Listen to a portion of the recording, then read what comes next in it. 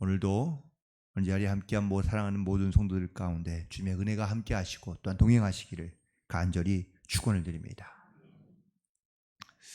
어느 한 말단 사원인 직원이 사장님 실에 노크를 하고 들어갔습니다. 쭈뼛쭈뼛 하고 있는데 사장님께서 그래 무슨 일인가? 라고 묻자 사장님 제가 드릴 말씀이 있는데요. 뭔가 말해보게. 제 아내가 그러는데 제 월급이 언제쯤 오를 수 있는지 좀 물어봐 달라고 그럽니다. 그래서 사장님이 그 직원을 보면서 이렇게 말씀해요. 나도 아내에게 물어보고 오겠네 라고 이렇게 얘기했다고 그럽니다. 가정에는 아내가 절대적인 존재인 것 같습니다. 네. 세상에 살아가면서 사실 우리 가운데 수많은 나에게 영향력을 끼치는 사람이 있지만 나에게 정말 절대적으로 영향을 끼치는 사람이 분명히 있습니다. 그러나 또 상대적으로 우리 가운데 어떤 절대적인 것 말고도 사실 우리 가운데는 상대적인 것도 많이 있습니다. 어떤 사람을 만나면 나는 오히려 더 기분이 좋아지거나 아니면 더 활기차질 때가 있는데 또 상대방을 다른 사람을 만나면 오히려 내가 주눅들거나 좀 어려워할 때가 있는 것을 보게 됩니다. 절대적인 것이란 비교가 되거나 맞설 수 없는 것을 의미한다면 상대적인 것은 바로 비교되거나 맞설 수 있는 것을 말하고 있는 것이죠. 우리에게 혹은 신앙인에게 절대적인 것은 과연 무엇일까? 그건 바로 하나님이신 줄로 믿습니다. 절대 변하지 않는 것, 영원히 변하지 않는 것, 진리, 불변하는 진리가 바로 하나님이고 우리 가운데 상대적인 것이 있다면 바로 세상입니다. 세상에서 우리가 어떻게 살아가느냐, 두렵고 또한 우리 가운데 좀 불편하며 힘든 마음으로 세상 가운데 살아가면 여전히 세상은 어렵고 힘든 세상이 될 수밖에 없지만 세상을 만나 어떤 사람은 담대하게 그리고 또한 아주 자신 있게 당당하게 살아가는 사람이 있는가 하면 그 사람은 세상을 이겨내기도 하고 극복하기도 하며 또한 때로는 세상을 이끌어가는 그러한 믿음의 사람으로 살아갈 수 있는 줄로 믿습니다. 결국 우리가 어떠한 절대적인 신앙과 믿음을 가지고 이 땅 가운데 살아가느냐에 따라서 우리의 삶의 모습이 달라질 수 있다는 것이죠. 오늘 본문에서 예수님께서 제자들에게 묻고 계십니다. 사람들이 나를 누구라 하느냐? 이건 바로 상대적인 질문입니다. 무엇과 비교할 수 있는 그 대상을 가지고 나를 어떻게 너희들이 생각하느냐, 말하고 있느냐라는 것에 대한 이야기이고 두 번째 질문, 그럼 너는 나를 누구라 하느냐라는 이 질문은 절대적인 질문, 평가에 대한 질문입니다. 오늘 이 질문에 대한 베드로의 대답도 있는데 베드로가 신앙 고백을 하고 난 다음에 또한 예수님께 두 가지의 복을 받게 되는 것을 보게 됩니다. 먼저 예수님께서 이 질문을 하신 이유가 있습니다. 특별히 왜 이런 질문을 하셨을까? 그 질문의 배경을 가만히 살펴보면 오늘 본문에 있는 말씀에 우리가 함께 읽지 않았지만 예수님께서 가신 이 지역은 13절에 나오네요. 바로 빌립보 가이사랴 지방이라고 기록되어져 있습니다. 이거는 예루살렘에서 북쪽으로 세워진 신도시였는데요. 그 시대마다 사실 이름이 조금씩 달라지고 지명이 달라지는 것들을 우리는 많이 보게 됩니다.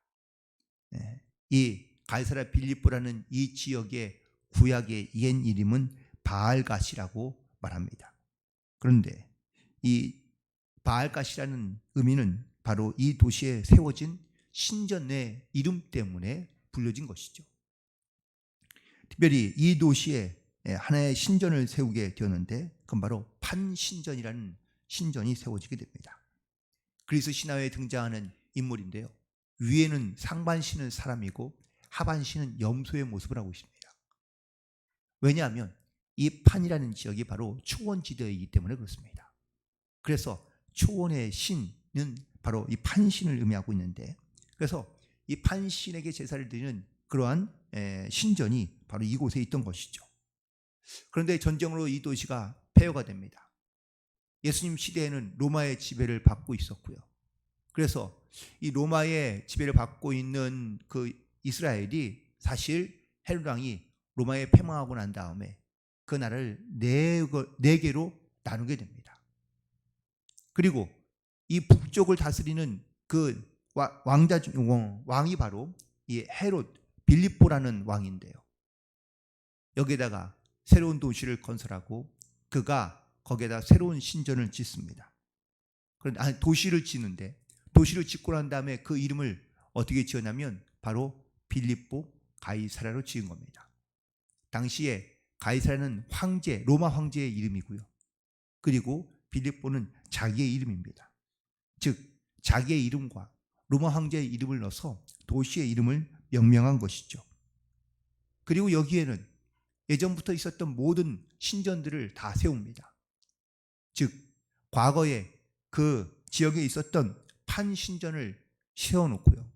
또 심지어 거기다가 그 로마의 황제의 신전을 따로 만들어 놓습니다.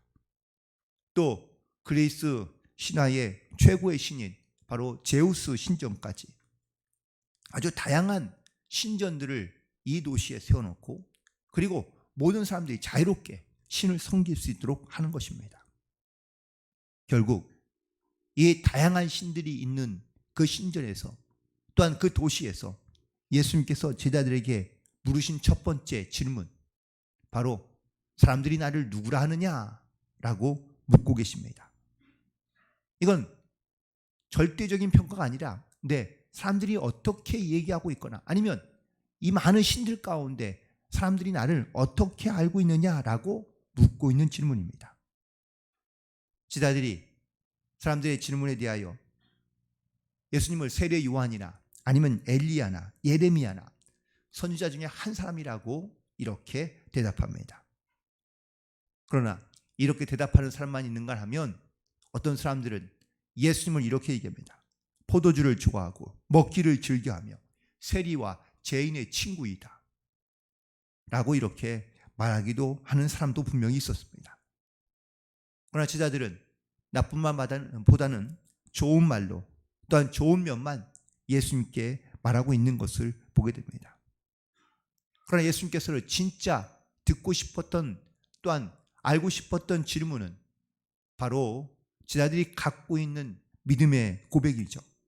그래서 예수님께서는 첫 번째 질문에 대한 어떤 반응을 하지 않으시고요.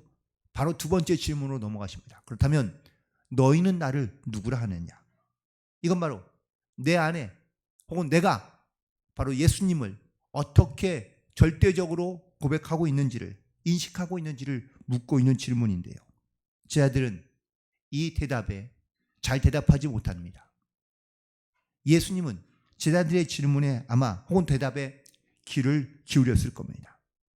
지난 2년이 넘게 제자들과 함께했고 제자들은 예수님께서 많은 말씀을 들었고 많은 기적을 행하시며 또한 예수님의 모습을 곁에서 지켜봤던 제자들입니다. 이제 예수님도 십자가를 지실 때가 다가왔기에 제자들에게 물으신 겁니다. 너희는 나를 누구라 하느냐?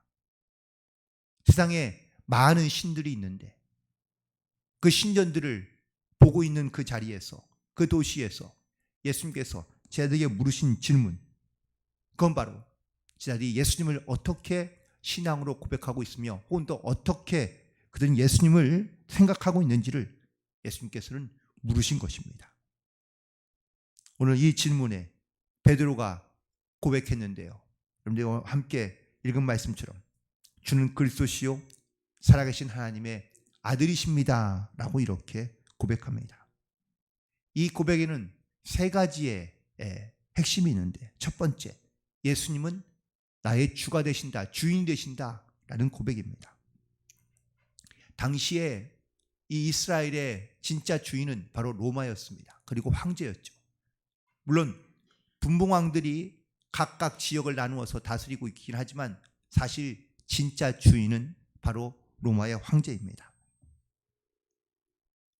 베드로는 그런데 여기에서 진짜 이게 어쩌면 그냥 개인적인 그런 어떠한 자기의 의견을 물론 말하는 것 같지만 그는 우리의 모든 진짜 삶의 주인은 바로 로마 황제도 주인이 아니고 또한 당시의 신전이었던 그런 판신이나 제우스도 주인이 아니며 이 세상의 진정한 내 삶의 주인이 바로 예수님이라는 것을 그는 고백하고 있는 것을 볼 수 있습니다. 그렇다면 내 삶의 진짜 주인인 바로 주인이 예수님이 된다고 고백한다면 그러면 과연 어떻게 살면 좋을까요? 어떻게 살아가게 될까요? 우리도 주님 앞에 기도하기는 주님이 내 인생의 주인 되십니다 라고 이렇게 우리 하지만 진짜 내 삶의 주인이 예수님이심이 되십니까? 우리는 그렇게 말하지만 실제로는 시간도 내 마음대로, 물질도 내 마음대로, 그리고 능력도 내 마음대로, 내 의지대로, 내 경험대로, 내 생각대로 살아가고 있는 경우가 많은 것을 보게 됩니다. 진짜 예수님이 내 삶의 주인 되십니다라고 고백한다면 우리는 분명히 무엇을 하든지 간에 또한 어떤 상황이든 간에 우리는 먼저 하나님께 물어야 될 줄로 믿습니다. 모든 것을 하나님께 물어야 되는데 주님께 묻지 않고 그냥 우리의 생각이나 아니면 내 뜻을 따라 살아가면서 우리가 과연 예수님을 나의 주인이라고, 내 삶의 진정한 주인이라고 우리가 과연 고백할 수 있을지. 시몬 베드로가 주님 앞에 이런 고백, 주님이 내 삶의 주인이십니다라고 고백했지만 사실은 진정한 주인은 아직 되지 않은 상태인 것을 깨닫게 됩니다. 두 번째, 이 베드로가 했던 고백 가운데 바로 두 번째 고백은 예수님은 그리스도시라라는 고백입니다. 그리스도란 헬라어로는 기름 부음을 받은 자이고요. 히브리어는 메시아라는 말입니다. 특별히 성경에서 수도 없이 많이 메시아에 대한 말씀을 기록해 주었습니다. 그리고 그 메시아가 하나님의 약속과 말씀대로 이 땅 가운데 오셨다는 것을 말하고 있습니다. 정말 이 이스라엘 백성들이 혹은 심지어 오늘 베드로가 예수님을 그리스도라고 고백하고 있는데 이 그리스도란 말은 진정으로 내 삶을 구원할 구원자는 바로 예수님 뿐이라는 것을 말하고 있는 겁니다. 가이사도 빌립보 왕도 헤롯 왕도 아니고 또 제우스나 판신도 바로 자기를 구원할 수 없으며 자기를 구원할 수 있는 분은 바로 유일하게 예수님이라는 것을 분명하게 말하고 있는 겁니다. 여기서 말하는 이 그리스도는 바로 절대적인 존재를 의미하고 있습니다. 상대적으로 할 수도 있고 또한 하지 않아도 되는 이런 어떠한 그런 해도 되고 안 해도 되는 이러한 진리의 문제가 아니라 이것 없이면 절대로 안 된다는 이런 절대적인 그러한 구원의 존재가 바로 이스라엘 백성들에게는 그리스도이고 메시아였기 때문입니다. 우리도 신앙생활하면서 이 구원의 문제만큼은 우리는 바로 이 절대적인 그러한 믿음의 고백을 가지고 나아가야 될 줄로 믿습니다. 이 구원의 문제 말고 다른 어떤 신앙적인 문제에 대해서는 우리는 상대적인 것들을 많이 볼 수 있습니다. 신앙적인 다른 문제들에 대해서는 때로는 양보하기도 하고 혹은 또 포기할 건 포기하고 혹은 우리는 반드시 지켜야 할 것도 물론 있긴 하겠지만 하지만 이 절대적인 문제, 이 구원의 문제에 대해서는 우리는 절대로 타협이나 양보가 있어서는 안 되는 줄로 믿습니다. 그런데 세상은 자꾸 이 절대적으로 버리지 말아야 되며 이 구원의 문제만큼은 확실해야 되는데 많은 사람들이 세상에서 살다 보니 이 절대적인 진리를 별로 원치 않고 상대적인 진리를 자꾸 강조하며 이야기합니다. 왜 꼭 기독교에만 구원이 있냐? 왜 꼭 하나님에게만 구원이 있냐? 다른 신들도 혹은 다른 종교에도 구원이 있을 수 있고 그리고 상대적으로 하나님만 절대적인 존재가 아니라 하나님도 역시 신 중에 하나 아니냐라고 이렇게 말하거나 또한 그런 것들을 요구하는 말들이 점점점 많아지고 있습니다. 하지만 이 절대적인 진리가 우리 가운데서 상대적인 진리로 바뀌는 순간 과연 예수님이 이 땅을 구원하는 유일한 구원자로서 과연 우리의 신앙의 고백 가운데 고백될 수 있을까? 만약에 이 절대적인 진리가 무너지고 상대적인 진리로 바뀌게 된다면 전도나 선교도 절대 이유가 없습니다. 그렇게 할 이유가 없습니다. 뭐 굳이 예수님을 믿거나 예수님을 증거해야 될 이유가 별로 없기 때문입니다. 따라서 우리는 이 절대적인 진리를 붙잡고, 그리고 유일한 구원이 바로 예수님께만 있음을 믿음으로 고백하며, 그리고 이 믿음을 지키며 고백하며 결단하며 나아갈 수 있는 그런 저와 여러분 되기를 간절히 축원을 드립니다. 그리고 베드로는 예수님을 살아계신 하나님의 아들로 고백하고 있는 것을 볼 수 있습니다. 결국 이 땅 가운데 육신의 몸을 입고 오신 하나님의 아들, 그 하나님의 아들을 믿음으로 고백하며 시인하고 있는 것이죠. 베드로도 부활하신 예수님을 그는 믿을 수 없다고 제자들 가운데 이야기합니다. 예수님은 분명 하나님의 아들이라고 말하지만, 하지만 이 절대적인 그 하나님의 아들의 진리와 능력을 그도 역시 믿지 못하며 깨닫지 못했기 때문에 그는 직접 손으로 만져보지 않고는 내가 믿지 않겠다고 말했던 도마가 예수님을 만나고 난 다음에, 그리고 자기의 신앙 고백을 그 앞에 내어놓는 것을 보게 됩니다. 오늘 본문에서 베드로는 예수님 앞에 이렇게 자기의 신앙 고백을 합니다. 세 가지로 주님 앞에 고백하고 난 다음에 예수님께서 이 베드로의 신앙 고백을 칭찬하시고요. 그리고 두 가지의 복을 주시는데, 첫 번째 복은 바로 18절에 등장하는 그 고백 위에 내 교회를 세우겠다라는 축복의 말씀과, 또한 두 번째 19절은 너에게 천국 열쇠를 주겠다고 말씀하신 그러한 축복의 말씀입니다.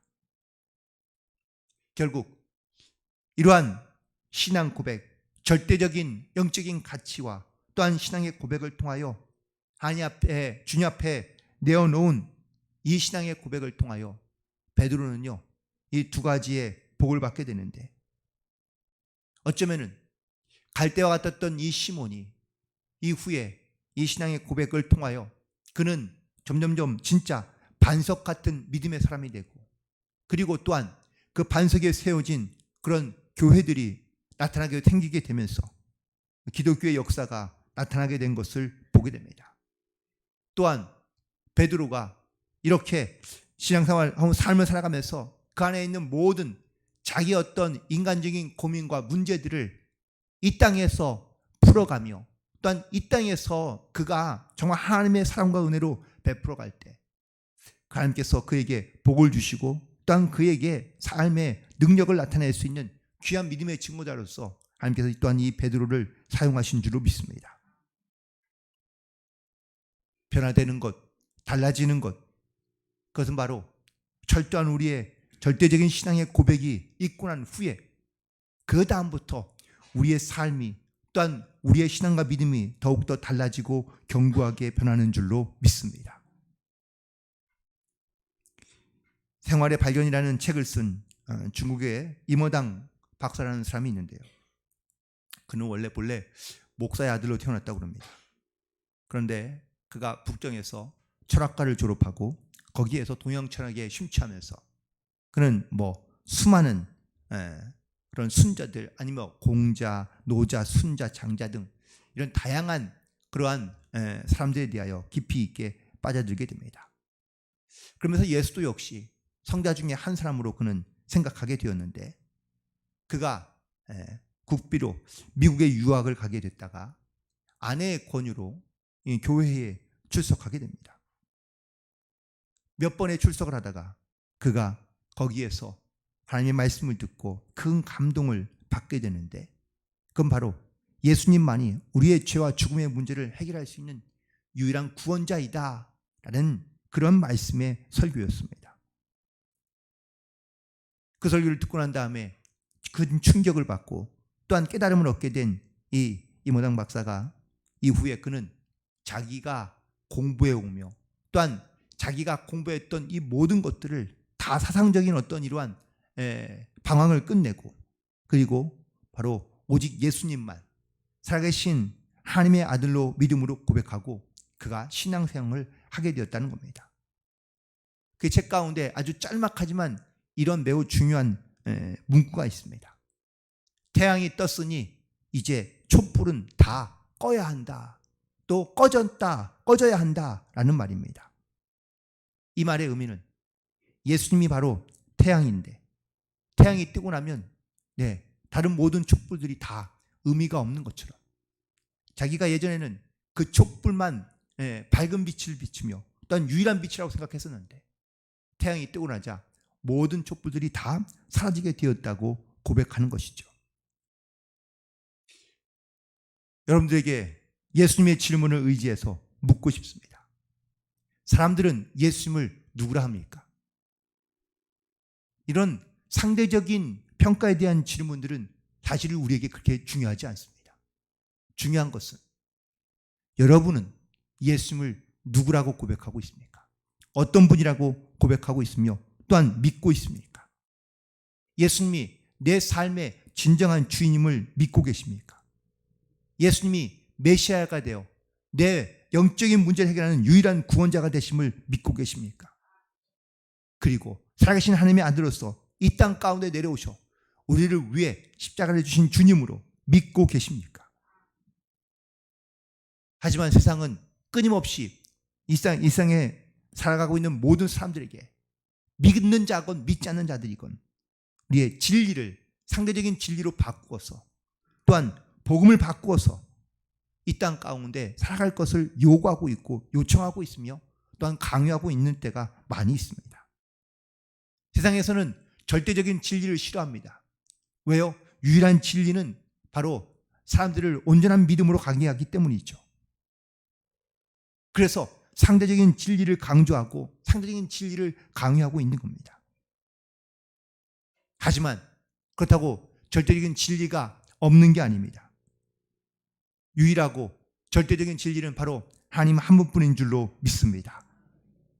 우리도 베드로처럼 이런 신앙의 고백을 가지고 또한 주님 앞에 또한 오늘도 믿음으로 승리하며 살아갈 수 있게 되기를 간절히 소망합니다. 주는 그리스도시요 살아계신 하나님의 아들이시라는 이 신앙의 고백을 가지고 우리는 세상 가운데 요동치지 아니하며 또한 우리의 고백을 통하여 우리가 정말 반석 같은 믿음으로 굳건하여 나아갈 수 있게 되기를 간절히 소망하며 우리의 고백 위에 하나님의 거룩한 교회가 아름답게 세워지고 성장하며 또한 하나님의 영광이 온 땅 가운데 나타날 수 있는 그러한 복된 성도들이 되시기를 주님의 이름으로 간절히 축원을 드립니다. 기도하시겠습니다.